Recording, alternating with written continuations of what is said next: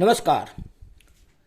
आज के इस प्रकरण में हम कुछ ऐसी भाग्यशाली रेखाओं के बारे में बात करेंगे जो अगर आपकी हथेली पर हों, आपके पांव पर हों, तो आपको बहुत अच्छा धन मिलता है। जीवन रेखा, मस्तिष्क रेखा, हृदय रेखा। और यहाँ से अगर आपकी भाग्य रेखा उठकर शनि पर्वत पर समाप्त हो तो ये बहुत भाग्यशाली मानी जाती है। और उससे भी अच्छा तब होता है अगर इसके साथ साथ एक या दो रेखाएं और हों। और अगर ये रेखा आपके हाथ में नहीं भी है तब भी ये दो रेखाएं आपको अच्छा धन दिलाती हैं। और यदि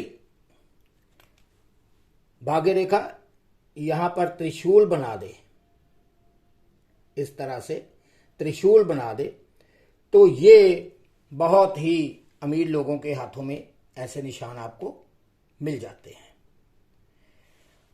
इसी तरह अगर चंद्र पर्वत से कोई रेखा उठकर शनि पर्वत की तरफ जा रही हो तो आपको विदेशों से बड़ा अच्छा धन मिल जाता है।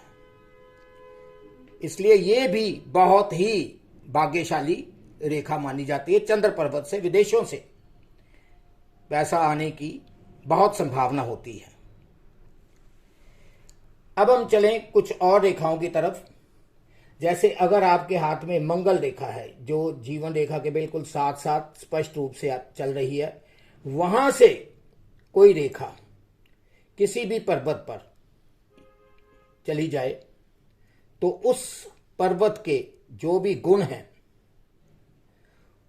उसके मुताबिक आपको धनराशि, धन लाभ बहुत होता है। ये तो रही अगर पर्वतों पर जा रही है मंगल रेखा उसकी बात, या आपकी भाग्य रेखा की बात। अब हम कुछ ऐसे और निशान देखें, ऐसे साइंस देखें जो स्पष्ट रूप से आपको धन दिलाते हैं। तो उनमें सबसे महत्वपूर्ण है एम का साइन। एम का साइन और फिर क्रॉस का साइन। ये आपकी जीवन रेखा, मस्तिष्क रेखा और हृदय रेखा।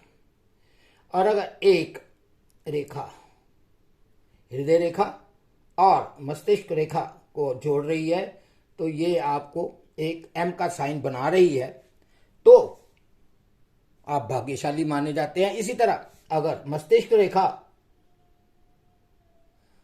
और हृदय रेखा के बीच एक क्रॉस का साइन है, स्पष्ट क्रॉस का साइन है, तो ये भी अत्यंत भाग्यशाली धनवान लोगों के हाथों में मिलता है। यहां मैं ये बताता चलूं कि पुरुषार्थ सबसे महत्वपूर्ण है।